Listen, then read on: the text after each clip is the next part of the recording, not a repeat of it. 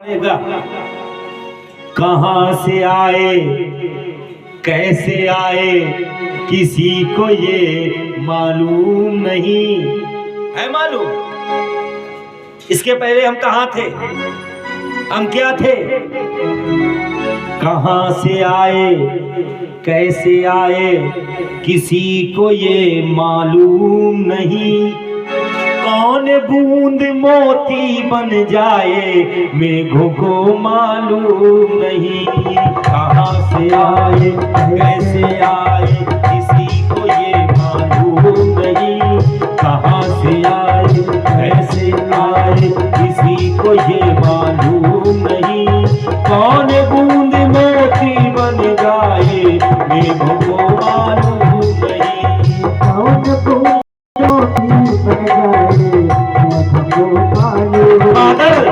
बादल को ये नहीं पता है हम जिस वर्षा को कर रहे हैं इसमें कौन सी बूंद सीप के मुख में गिरे और वो मोती बन जाए। कहां से आए हम कैसे आए किसी को ये मालूम नहीं। कहां से आए कैसे आए किसी को ये मालूम नहीं। कौन बूंद मोती बन जाए मेघों को मालूम नहीं। कौन बूंद मोती बन जाए मेघों को मालूम नहीं। कौन बूंद मोती बन जाए मेघों को मालूम नहीं।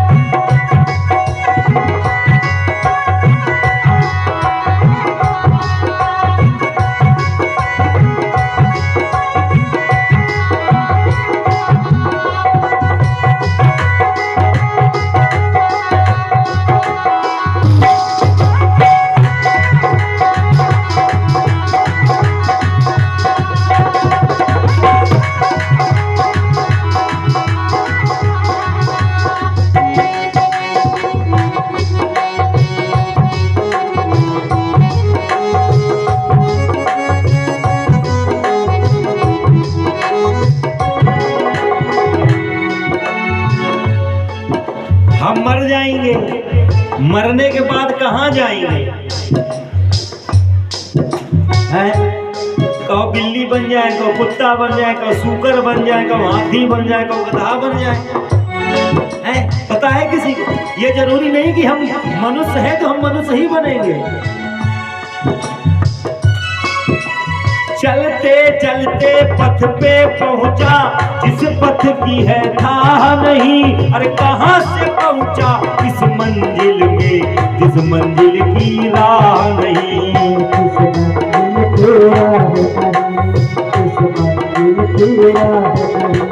चलते चलते हम मंजिल मिलती ही नहीं। सिर्फ हमारा काम क्या है, सिर्फ चलना।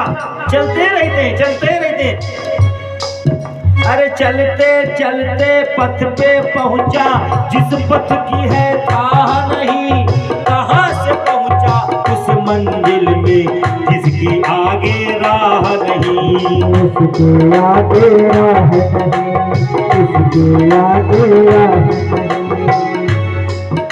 पथिक जी कहते कितने तारे हैं अंबर में, कितने तारे है गिनती।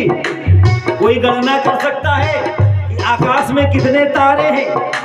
कितने तारे हैं अंबर में दिनकर को मालूम नहीं। ये सूर्य भी नहीं बता सकते ये आकाश में कितने तारे हैं। कितने तारे हैं अंबर में दिनकर को मालूम नहीं। कौन बूंद मोती बन जाए मेघों को मालूम नहीं। कौन बूंद मोती बन जाए मेघों को मालूम नहीं। कहां से आए कैसे आए किसी को ये मालूम नहीं। कौन बूंद मोती बन जाए मेघों को मालूम नहीं। कौन बूंद मोती बन जाए मेघों को मालूम नहीं।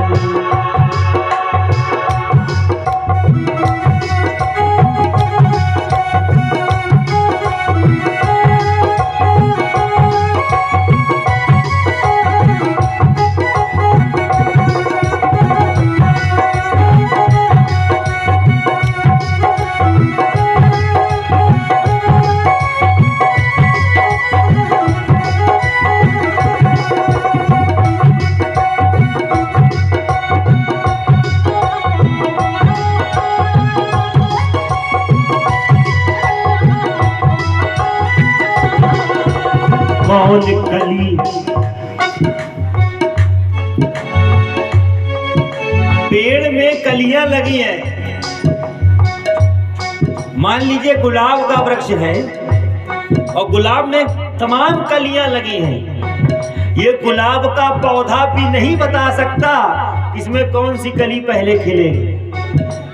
कौन कली पहले खिल जाए वृक्षों को मालूम नहीं। कौन कली पहले खिल जाए वृक्षों को मालूम नहीं। और कौन शिला शंकर बन जाए, कौन से पत्थर का शिव जी बना दिए जाए। कौन शिला शंकर बन जाए पर्वत को मालूम नहीं। कौन शिला शंकर बन जाए पर्वत को मालूम नहीं। कहाँ से आए कैसे आए किसी को ये मालूम नहीं। कहाँ से आए कैसे आए किसी को मालूम नहीं। कौन बूंद मोती बन जाए मेघों को मालूम नहीं। कौन बूंद मोती बन जाए मेघों को मालूम नहीं। कौन बूंद मोती बन जाए मेघों को मालूम नहीं। कौन बूंद मोती बन जाए मेघों को मालूम नहीं। मेघों को मालूम नहीं। मेघों को मालूम नहीं। मेघों को मालूम नहीं। कहाँ से आए कैसे आए किसी को ये मालूम नहीं। कौन बूंद मोती बन जाए मेघों को मालूम नहीं। हमारा जीवन क्या था आगे क्या होगा ये तो बड़ा मुश्किल है बताना। नारद जी कहते हैं भैया इसीलिए सत्संग जरूरी है जीवन में। सत्संग से हमारे जीवन में संस्कार आते हैं। संस्कार लेना है तो सत्संग करना चाहिए। नारद जी सत्संग में उलझाए हैं। मौका देखा चित्रलेखा आज प्रवेश कर गई द्वारिका में। अब द्वारिका के महलों में ढूंढ रही है अनिरुद्ध जी का महल कौन सा है।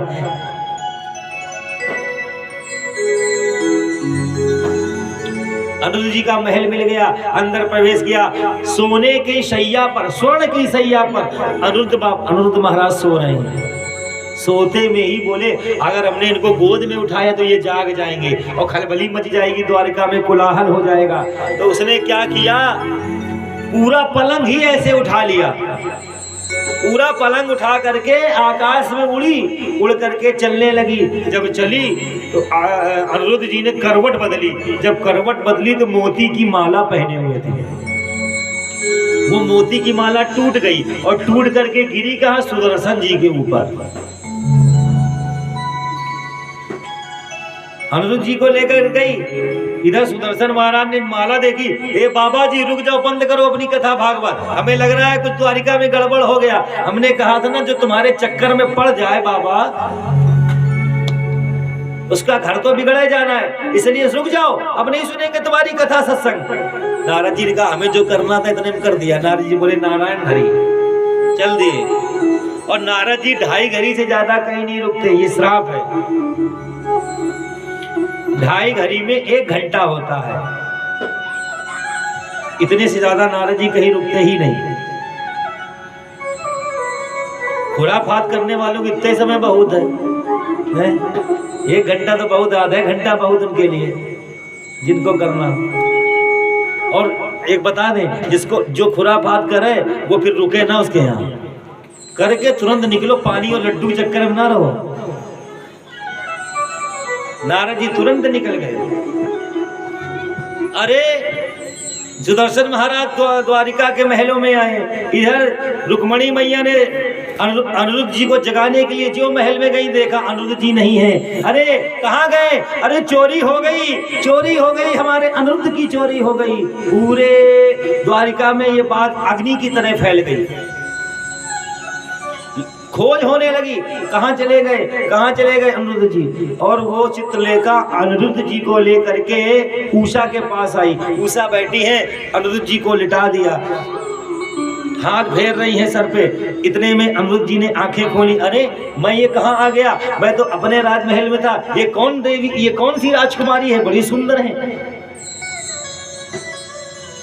राजकुमार राजकुमारी को देखते हैं, राजकुमारी राजकुमार को देख रही हैं। ये आज प्रेम भरी वार्तालाप होने लगी। जब बातें हो रही हैं अंतःपुर में, तो द्वार गुप्तचर लगे हुए थे राजमहल के दरवाजे।